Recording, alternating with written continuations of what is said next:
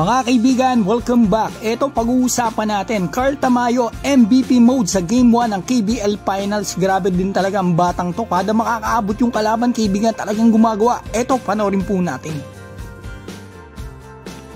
So eto na mga kaibigan, Carl Tamayo Game 1, pag-usapan natin to at panoorin mabuti mga kaibigan. Sayang yon, hindi nakakuha ng pole si Carl Tamayo. So eto, nakatres dito sa gilid si Carl Tamayo. Nice one, grabe rin na shooting ng batang to. Sana bigyan ng pagkakataon to sa Gilas Pilipinas ng mas mahabang playing time, especially dito sa paparating na Asia Cup. Ito medyo nararamdaman na ang pisikala ng finals. Tingnan natin yung gagawin dito ni Tamayo, ni Kutan. So yan, makikita natin dito yung isa palang kalaban niya rito mga kaibigan. Dalawa pala na import ng kalaban ay mga naglaro sa NBA. Grabe yan, Carl Tamayo. Takas din kumaldag nito, tumira sa tres, sablay yung defender niya, kaya sinama ko yan. Dati palang naglaro sa NBA at naging national team pa na USA, si Isaiah Hicks. Ito namang isang to, si Jamil Warney, ex-NBA player din dito sa Dallas Mavericks.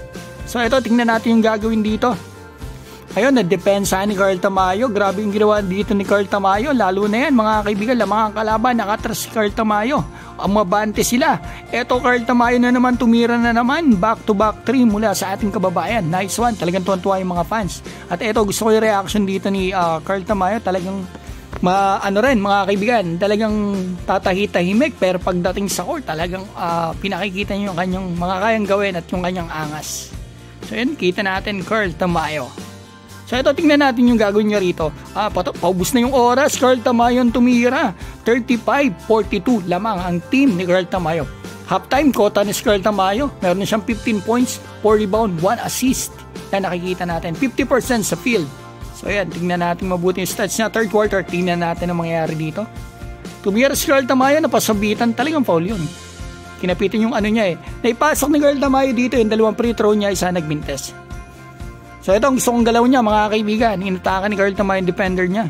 In and out, dribble, sabay atake. So ito, ang gandang fake naman nun kay Carl Tamayo. Trust na naman, nakakaabot na yung kalaban. Bigla nakatras na naman si Carl Tamayo. Talagang iba rin. Sabi nga ni Scottie Thompson before, naglaro to sa Asia Cup, second window ata o first. Iba ang batang to, sabi ni Scottie Thompson. Iba to. So yan, makikita natin kumakamada si Jamil Warney dito. Kaya medyo nakakaabot sila. Dito. Yung ganda depensa ni Carl Tamayo dito. Fourth quarter na to, tingnan nyo mabuti, naka-assist pa dito si Carl Tamayo.